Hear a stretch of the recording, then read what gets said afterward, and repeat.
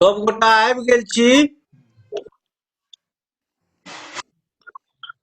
प्रणाम गुरु।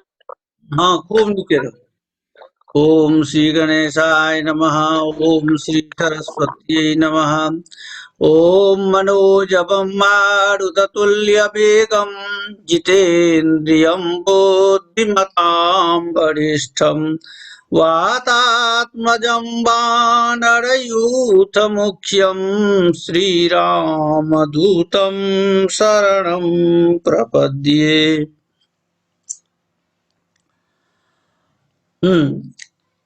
पूर्व दिन महाभाष्य का पाठ हुआ था, वही पाठ आज भी चल रहा है।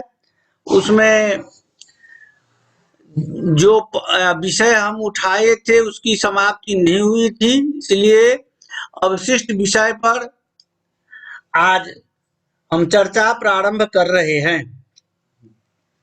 उस दिन आक्षेप भाष्य के रूप में मैंने पंक्ति सुनाई थी।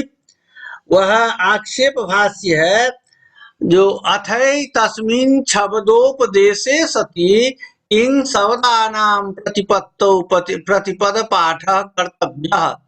गौरस्वः पुरुषो हस्ति शकुनिर्मृगो ब्राह्मण इत्येवमादयः शब्दाः पठितव्याः।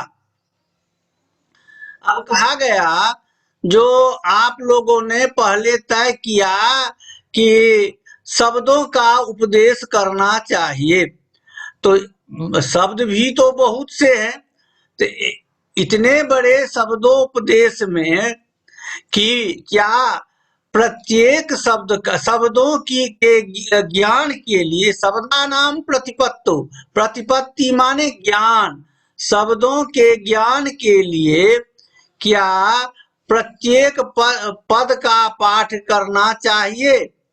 प्रतिपद पाठ का यहाँ पर व्युत्पत्ति करेंगे क्या, तो पदम पदम प्रतिपदम, प्रतिपदस्य पाठ इति प्रतिपद पाठ। क्या करेंगे, पदम पदम प्रतिपदम प्रतिपदस्य पाठ इति प्रतिपद पाठ, यानी प्रत्येक पद का अलग अलग पाठ करना चाहिए। जैसे गौ, अश्वः, पुरुषः, हस्ती, शकुनि, मृगः, ब्राह्मण इत्यादि जो अलग अलग शब्द है, उसका जैसे पाठ किया गया है, ठीक इसी प्रकार किया सभी शब्दों का अलग अलग पाठ करना चाहिए। अब कहते हैं नेत्याह, समाधान देते हैं नेत्याह, माने ऐसा नहीं किया जा सकता है। क्यों क्यों नहीं किया जा सकता है, तो कहते हैं अनभ्युपाय एस शब्दानाम प्रतिपत्तो प्रतिपद पाठ। कहते हैं अनभ्युपाय, यह अशक्य, माने यह संभव नहीं है जो शब्दों के ज्ञान के लिए प्रत्येक पद का अलग अलग पाठ किया जाए। अनभ्युपाय माने यह संभव नहीं है, यह शक्ति के द्वारा संभव नहीं है जो शब्दों का अलग शब्दों के ज्ञान में उसका अलग अलग एक एक पद का पाठ किया जाए, यह संभव नहीं है। कहते हैं क्यों नहीं संभव है, कहते हैं जो सुनिए यहाँ पर कारण क्या है। एवं ही श्रूयते, कहते हैं इस प्रकार सुना जाता है। क्या सुना जाता है, तो बृहस्पतिरिंद्राय दिव्यम वर्क सहस्रम प्रतिपदोक्तानाम शब्दानाम शब्द पारायणम प्रोवाच नान्तम जगाम।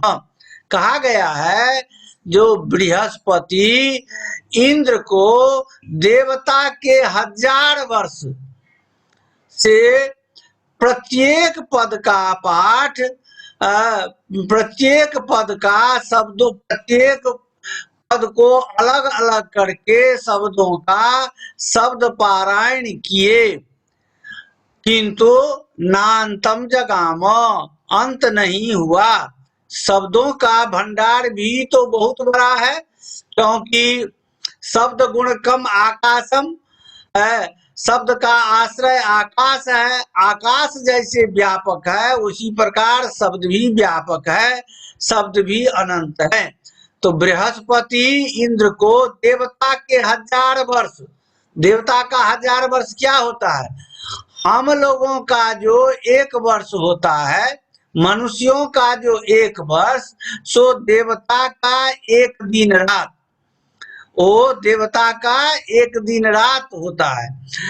इस प्रकार आप जोड़ करके यदि 1 वर्ष हुआ, 100 वर्ष हुआ, 1000 वर्ष हुआ, तो देवताओं का 1000 वर्ष जो है पढ़ा 1000 वर्षों तक पढ़ाते रहे। कैसे पढ़ाए? तो एक एक शब्द को अलग अलग करके इंद्र को पढ़ाते रहे। और तो शब्द पारायणम प्रोवाच, तो शब्द पारायण जो है सो बृहस्पति का ग्रंथ है। शब्द पारायण नाम का बृहस्पति का ग्रंथ है। उसमें एक एक शब्द को अलग अलग करके लिखा गया है। तो उस शब्द पारायण नाम के ग्रंथ को एक एक करके उसमें से शब्द लेकर के उनको पढ़ाए। फिर भी अंत नहीं हुआ। कहते हैं जो देखा जाए, बृहस्पतिश्च प्रवक्ता इंद्रस्याध्येता दिव्यम वर्ष सहस्र मध्ययन कालो नचांतम जगाम किम पुनः अद्यत्वे। कहते हैं जब कहिए तो बृहस्पति जैसे पढ़ाने वाले, इंद्र जैसे पढ़ने वाले और देवताओं का 1000 वर्ष अध्ययन का समय, फिर भी वह अंत नहीं हो सका। किम पुनः अद्यत्वे, कहते हैं आजकल यह कैसे संभव हो सकता है? जब देवताओं के 1000 वर्ष में जब वह संभव नहीं हो सका, तो आजकल यह कैसे संभव हो सकता है? जह सर्वथा चिरम जीवती वर्षशतम जीवती। आजकल लोगों की आयु परमायु क्या है? तो 100 वर्ष। जो बहुत जीते हैं तो 100 वर्ष जीते हैं। अब 100 वर्ष में ही इतने बड़े शब्द शास्त्र को कैसे वो जान सकेंगे? उसमें भी केवल पढ़ना ही नहीं है, उसे पढ़ना, जो पढ़ते हैं उनको 4 प्रकार से उपयोग किया जाता है। और उस उपयोग के लिए भी तो समय चाहिए। जिंदगी भर केवल पढ़ते ही रहेंगे उससे ही तो काम नहीं चलेगा, और भी तो आगे काम है। तो कहते हैं कैसे? चतुर्भिश्च प्रकारे विद्योपयुक्ता भवति। बहुत महत्वपूर्ण है। विद्या का उपयोग 4 प्रकार से किया जाता है। विद्या का उपयोग जीवन में 4 प्रकार से किया जाता है। तो कौन कौन प्रकार है? तो आगम कालीन, स्वाध्याय कालीन, प्रवचन कालीन, व्यवहार कालीन। आगम काल हुआ जो गुरु मुख से जो हम पढ़े अध्ययन किए तो हुआ आगम काल। गुरु से जो ग्रहण किए वो हुआ आगम काल। स्वाध्याय कालीन, उसको फिर अपने घर पर आकर के खूब अभ्यास किए, बारंबार उसको आवृत्ति किए, वो हुआ दूसरा काल, स्वाध्याय काल। ये जब दोनों हो गया तो तीसरा काल आता है प्रवचन काल। माने छात्रों के बीच में जो हम जो पढ़े हुए हैं उसको जाकर के हम पढ़ाते हैं। तो छात्रों का पढ़ाना जो हुआ वो हुआ प्रवचन काल। तीसरा काल है व्यवहार काल, उसको अपने जीवन में उतारना, यज्ञादि कर्मों में उसका व्यवहार करना, उसका माने उपयोग में लाना, यह हुआ व्यवहार काल। इस प्रकार विद्या को 4 प्रकार से उपयोग किया जाता है। तो कहते हैं यदि जिंदगी भर पढ़ते ही रह जाएगा तो केवल आगम काल में ही जब उसका समय बीत जाएगा तो स्वाध्याय काल कब होगा, प्रवचन काल कब होगा, व्यवहार काल क्यों कब होगा? तो इस प्रकार तो माने होना तो चाहिए चारों काल का उपयोग, वह संभव नहीं होगा। तो कहते हैं तत्र चास्य आगम काले नैवायु कृष्णम पर्युपयुक्तम स्यात्, तब तो उन चारों में केवल आगम काल में ही आयु, संपूर्ण आयु खत्म हो जाएगी, संपूर्ण आयु समाप्त हो जाएगी पढ़ते पढ़ते ही। तब और दूसरा काम कब होगा? तो इसलिए कहते हैं तस्मात् अनभ्युपाय शब्दानां प्रतिपत्तो प्रतिपद पाठ। इसलिए माने पूर्वोक्त कारण से शब्दों का अलग अलग, शब्दों के ज्ञान के लिए ये अलग अलग करके प्रत्येक पद का पाठ करना, यह उपाय संभव नहीं है। यह शब्दों के ज्ञान के लिए प्रत्येक पद का पाठ यह संभव नहीं हो सकता है। तो इस प्रकार महाभाष्य में कहा गया, उसी को प्रदीप में और करते हैं स्पष्ट, कहते हैं प्रतिपद पाठस्य असत्यत्वं प्रतिपादयितुम अयम अर्थवादः। कहते हैं प्रत्येक पद का पाठ करना संभव नहीं है, इस बात को प्रतिपादन करने के लिए यह जो है अर्थवाद है। अब विनय जी, अर्थवाद का मतलब क्या होता है? तो पढ़े होंगे सिद्धांत कौमुदी में, स्तुति निंदा फलक वचनम अर्थवाद वचनम। स्तुति निंदा फलक फलकार्थ वचनम अर्थवाद वचनम, माने जिस वचन के द्वारा स्तुति की जाती है या निंदा की जाती है उसको अर्थवाद वचन कहते हैं। तो यहाँ पर जो है यह अर्थवाद किस रूप में हुआ? तो शब्द शास्त्र जो है सो बहुत बड़ा है, और उस बहुत बड़ा शास्त्र को पढ़ना संभव नहीं है। तो यह जो है एक प्रकार से उस शब्द शास्त्र की महत्ता का वर्णन हुआ। दूसरी बात है, जो शब्द इतने बड़े जो शब्द शास्त्र हैं उनका हम प्राणियों से पाठ करना संभव नहीं है, इसलिए इतने बड़े शास्त्र को पढ़ना संभव नहीं होने के कारण उसको माने इस माने परिपाटी को त्याग करना ही श्रेयस्कर होगा। इस प्रकार भी वह अर्थवाद हुआ। स्तुति और निंदा दोनों इससे झलक रही है। शब्दानाम स्तुति निंदा, स्तुति निंदा कहियो स्तुति निंदा फलकम अर्थवाद वचनम। स्तुति निंदा फलकम, स्तुति निंदा फलकम अर्थवाद वचनम।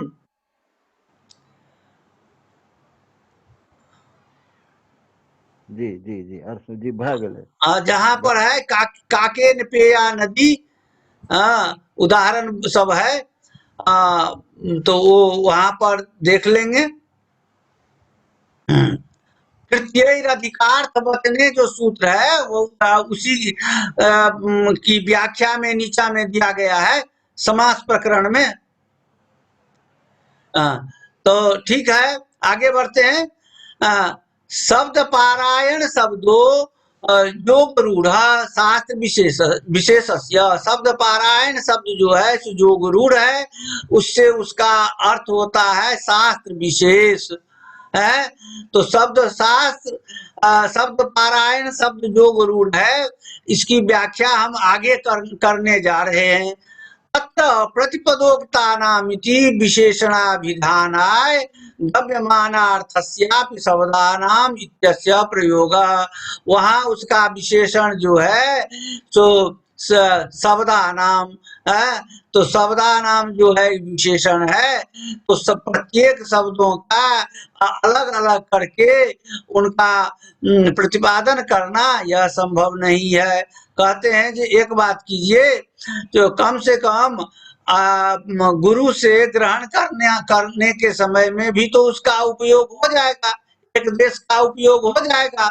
तो लोक में यदि एक देश का उपयोग हो जाता है तो उसको भी कहा जाता है उपयुक्तम, उसको भी उपयुक्त कहा जाता है यदि कोई एक भाग का उपयोग हो जाता है। तो कहते हैं जैसे जथौषध संस्कृत घृत मात्रैक देशोपयोगे उपयुक्तम घृतम इति व्यवहार। जैसे घृत में कोई औषध हम मिलाते हैं और एक बना करके एक शीशी में रखते हैं, लेकिन उसमें से थोड़ा एक चम्मच लेकर के यदि हम खा लेते हैं तो कहते हैं कि हमने तो औषध का उपयोग किया, हमने घी का उपयोग किया। ऐसा भी व्यवहार लोक में होता है। तो क्यों नहीं एक भाग का उपयोग हो जाएगा तो उसको उपयोग माना जाएगा। कहते हैं नहीं, यह बात यहाँ पर नहीं है। आप औषध के लिए उपयोग कर सकते हैं, लेकिन यहाँ के लिए उपयोग यह शब्द जो है उसमें चारों कालों का उपयोग करना होगा है, इसीलिए कहा गया है चतुर्भी। तो विद्या का उपयोग 4 प्रकार से होता है। उसमें कौन कौन? आगम काल का अर्थ हुआ ग्रहण काल, गुरुजी से प्राप्त करना। स्वाध्याय काल का अर्थ हुआ अभ्यास काल, उसको अपने घर पर खूब अभ्यास करना, आवृत्ति करना। प्रवचन काल हुआ अध्यापन काल।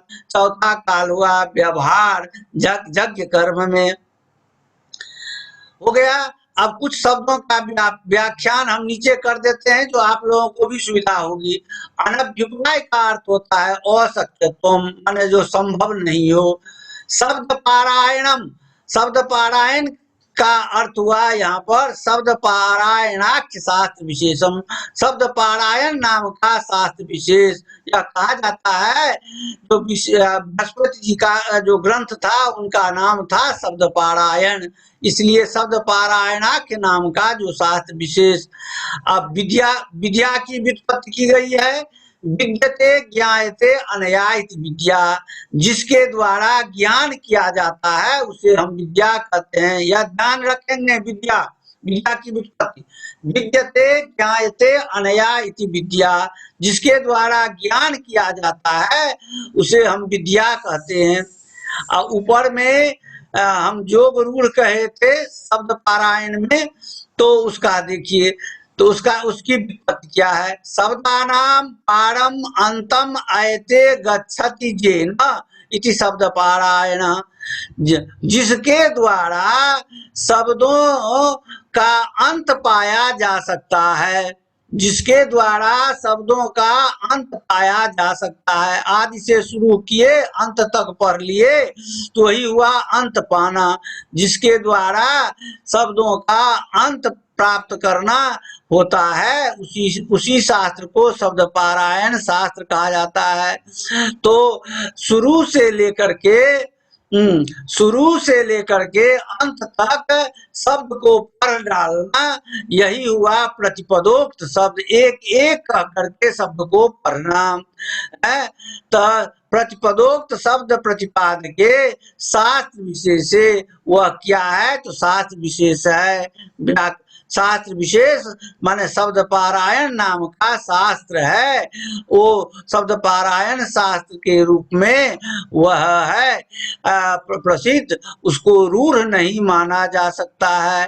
तद्घटक शब्दस्य व्यर्थता, इसलिए शब्द पारायण में शब्द का अलग अर्थ करना यह ठीक नहीं होगा, बल्कि शब्दों का अंत जिसके द्वारा प्राप्त किया जा सकता है वह शब्द पारायण नाम का शास्त्र हुआ, यह अर्थ करना चाहिए। ठीक है। अब है जो कहते हैं आगे कथन तरही में शब्दा प्रतिपत्तव्या, कहते हैं अब कहिए जो तब ये जो इतने जो शब्द हैं साधु शब्द, उनको कैसे तब जाना जा सकता है? जब एक एक शब्द करके जब उसको पढ़ा नहीं जा सकता है, जाना नहीं जा सकता है, तो इतने बड़े शब्द समूह को कैसे जाना जा सकता है? तो कहते उसका समाधान देते हैं किंचित सामान्य विशेष बल लक्षणम प्रवर्त्यम, माने उसको जानने के लिए सामान्य विशेष के समान कोई सूत्र करना चाहिए। सामान्य विशेष के समान सूत्र करना चाहिए। सामान्य विशेष में कहते हैं जो व्युत्पत्ति क्या होगी, तो सामान्य विशेषो तस्मिन् सत् सामान्य विशेषः, जिसमें सामान्य विशेष का ज्ञान हो उसको सामान्य विशेष कहा जाता है। सामान्य विशेषवत हुआ तो कहते हैं जेनाल पे न चतने न महतो महता शब्दोघान प्रत्यय प्रतिपद्येरन, जिस के द्वारा, जिस सामान्य विशेष लक्षण के द्वारा अल्प यत्न से माने थोड़ा प्रयास से महा विशाल काय, विशाल से भी विशाल जो शब्द समूह है, महतो महता का मतलब हुआ विशाल से भी विशाल जो शब्दों घान माने शब्दों का समूह, उसको जाना जा सके। अल्प यत्न से विशाल शब्द समूह को जाना जा सके, ऐसा लक्षण करना चाहिए। कहते हैं किम पुनस्तत्, यह इसका स्वरूप कैसे होगा, तो कहते हैं इसका स्वरूप होगा उत्सर्गापवादो, माने उत्सर्ग और अपवाद रूप इसका स्वरूप होगा। तो कहते हैं तो माने उसको किस प्रकार बांटेंगे, तो कहते हैं जो कश्चित उत्सर्ग कर्तव्य कश्चित अपवाद, माने उसमें कुछ सूत्रों को उत्सर्ग की कोटि में रखेंगे और कुछ को अपवाद की कोटि में रखेंगे। कुछ सूत्र को उत्सर्ग की कोटि में रखेंगे, कुछ सूत्र को अपवाद की कोटि में रखेंगे। अब हम तो कह ही दिए हैं, फिर भी कह देते हैं। प्रदीप में कहा गया है सामान्य विशेषो जस्मिन् सत् सामान्य विशेषवत, उसकी व्युत्पत्ति की गई है। अब सामान्य में कौन सूत्र आते हैं, तो कहते हैं कर्मण्यन। विशेष में कौन सूत्र आते हैं, तो आतोनुपसर्गे कह इत्यादि। अब इसमें कहते हैं जो लक्षण का मतलब होता है शास्त्र, लक्षण का मतलब हुआ शास्त्र। महतो महतः महतो महतः इति विशालादपि विशालान शब्द समुदायान। महतो महतः, इससे क्या होता है, विशाल से भी विशाल शब्द समुदाय है उसका बोध होता है। अब कहते हैं, फिर आक्षेप करते हैं, कथम जातीय का पुनरुत्सर्ग कर्तव्य, कथम जातीय कोपवाद। कथम जातीय का मतलब हुआ किस प्रकार, कथम जातीय का अर्थ हुआ किस प्रकार, किस प्रकार उत्सर्ग करना चाहिए, माने किस प्रकार उत्सर्ग के लिए लक्षण करना चाहिए और किस प्रकार अपवाद के लिए लक्षण करना चाहिए। कथन जातीय का अर्थ हुआ किस प्रकार के न प्रकारे न। अब कहते हैं उसका समाधान, सामान्य न उत्सर्ग कर्तव्य, सामान्य न उत्सर्ग, सामान्य के रूप में उत्सर्ग करना चाहिए। कहते हैं यह सामान्य क्या है, तो सामान्य का मतलब हुआ जिसका फैलाव अधिक देश में हो, जिसका फैलाव बहुत बड़ा हो, उसको हम सामान्य कोटि में रखेंगे। कहते हैं तद यथा कर्मण्यन, जैसे है कर्मण्यन, यह इसका फैलाव बहुत अधिक देश में है। कर्मण्यन का क्या होता है, जो कर्म पद में रहने पर धातु से कर्ता में अण प्रत्यय हो, कर्म उपपद में रहने पर धातु से कर्ता में अण प्रत्यय हो, यह सामान्य सूत्र हो गया। जहाँ कर्म उपपद में रहेगा तो सामान्य धातु से कर्ता में अण प्रत्यय होंगे। तो इसका बहुत बड़ा विशाल माने क्षेत्र है। कुंभकारः, तंतुबायः इत्यादि, महिद्रः, इत्यादि बहुत बड़े इसके क्षेत्र हैं। कहते हैं तस्य विशेषण अपवाद, उस सामान्य का विशेष सूत्र के द्वारा अपवाद हो जाएगा, माने उस सामान्य का विशेष सूत्र के द्वारा बाध हो जाता है। माने सामान्य शास्त्र को विशेष शास्त्र बाध लेता है, तो बाध जो लेता है तो उस शास्त्र को कहा जाता है अपवाद शास्त्र।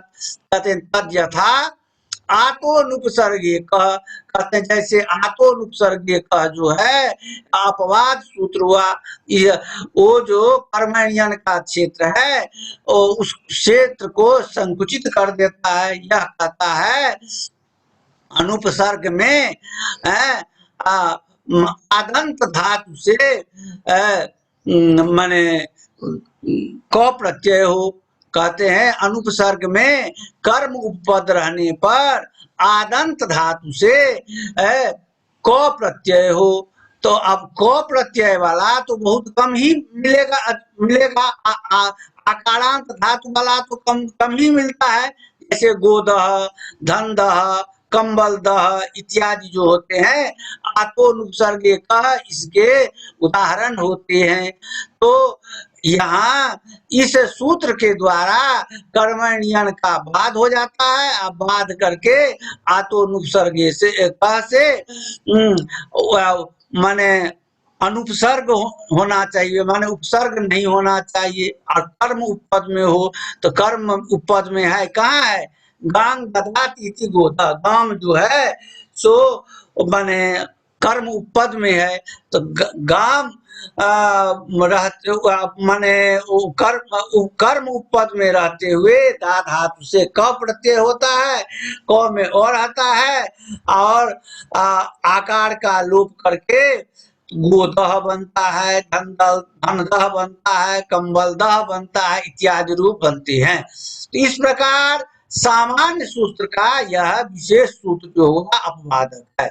यह तो दूर की बात है, आप तो नजदीक में तो आप लोगों के सामने में है आद गुणा से जो गुण होता है उसका अपवादक कौन है, तो वृद्धि रेचि है।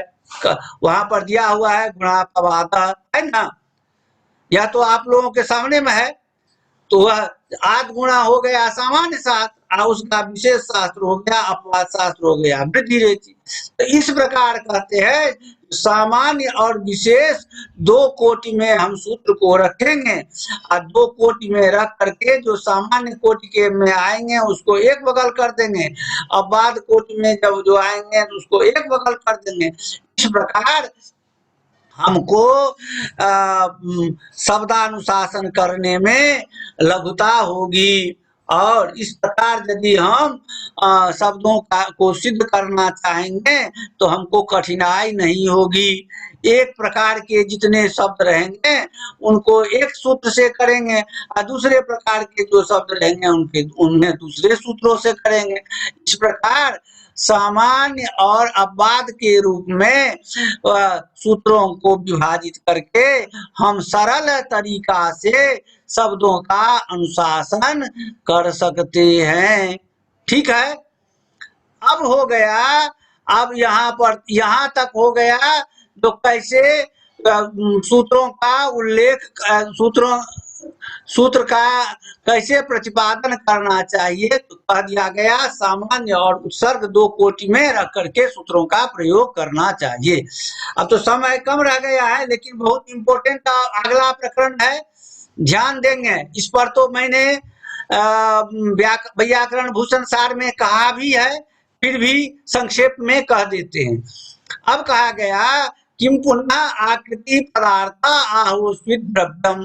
अब जब यह निर्णय हो गया कि जो सामान्य और विशेष रूप में सूत्र को बनावे, अब हुआ तो अब जिस शब्द को सिद्ध करने के लिए सामान्य विशेष सूत्र बनाएंगे उस शब्द का अर्थ क्या होगा, तो कहते हैं किम पुनः आकृति पदार्थ आहुस्वित द्रव्यम।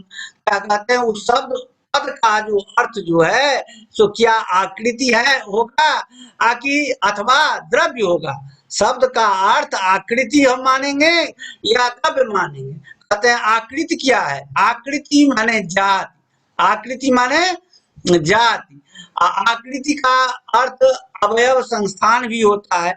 जैसे हम मानव हैं तो जो आकृति प्रकृति हम में है वो आप में भी है और अन्य मानव में भी है। तो एक आकृति प्रकृति वाले जितने मानव हुए वे मानवत्व जाति में सभी आ जाते हैं। उसी प्रकार एक गो के समान जो दूसरे गाय हैं तो आकृति प्रकृति सब में एक जैसा है तो वो गोत्र जाति में आ जाएंगे। उसी प्रकार पशुत्व जाति, उसी प्रकार ब्राह्मणत्व क्षत्रियत्व अलग अलग करके भी उसी प्रकार जाति होती है।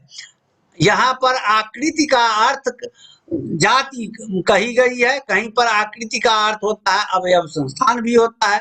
तो जाति कैसे हुआ तो हाँ तो आकृति यह पदार्थ हुआ। तो आकृति माने जाति। आक्रियते व्यवच्छिद्यते स्वाश्रयो अनया इति आकृति। उसकी व्युत्पत्ति की गई है, यहाँ पर लिखे नहीं है हम। आक्रियते व्यवच्छिद्यते स्वाश्रयो अनया इति आकृति माने जिसके आश्रयन से उस समुदाय विशेष का परिचय हो जाता है उसको हम आकृति कहते हैं। जैसे मनुष्यत्व कहने से संपूर्ण मानव का परिचय होता है, गोत्व कहने से संपूर्ण गाय का परिचय हो जाता है, उसी को कहा गया आक्रियते व्यवच्छिद्यते स्वाश्रयो अनया माने जिसके माध्यम से माने उस समुदाय विशेष का ज्ञान हो जाता है उसको हम आकृति कहते हैं। तो कहते हैं यहाँ पद का अर्थ आकृति मानेंगे या द्रव्य मानेंगे। तो कहते हैं उभयम इत्याह, पाणिनि ने दोनों कहा है। कहते हैं कैसे जानते हैं तो कहते हैं उभय था याचार्येण सूत्राणि पठन्ति। कहते हैं आचार्य यानी पाणिनि के द्वारा दोनों प्रकार के सूत्र पढ़े गए हैं।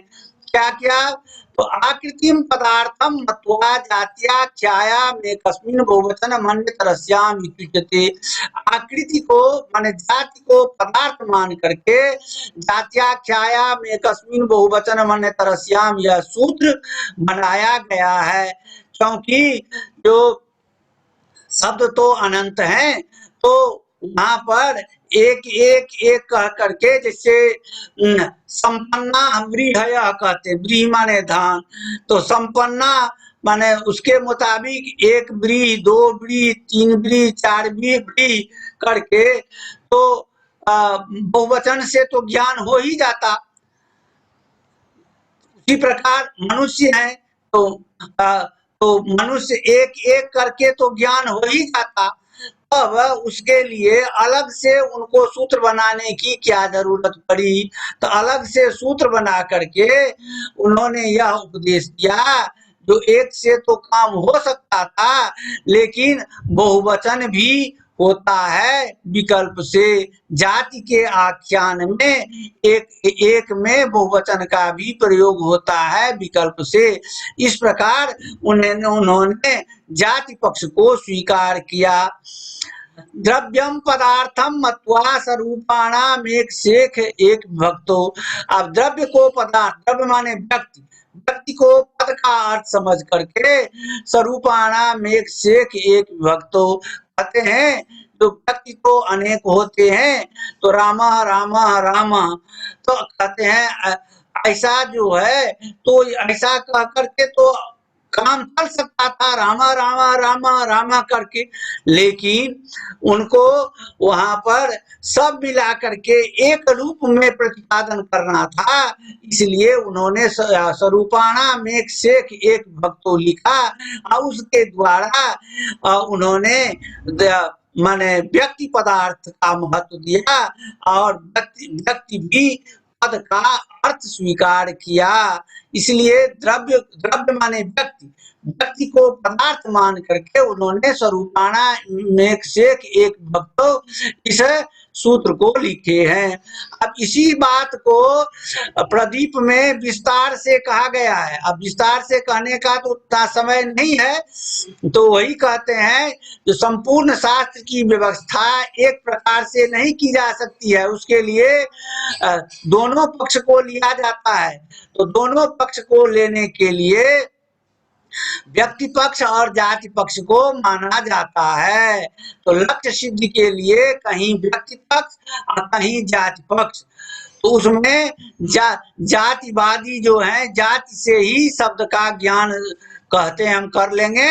व्यक्ति तो अनंत है, उनका सबों का ज्ञान करना यह संभव नहीं है।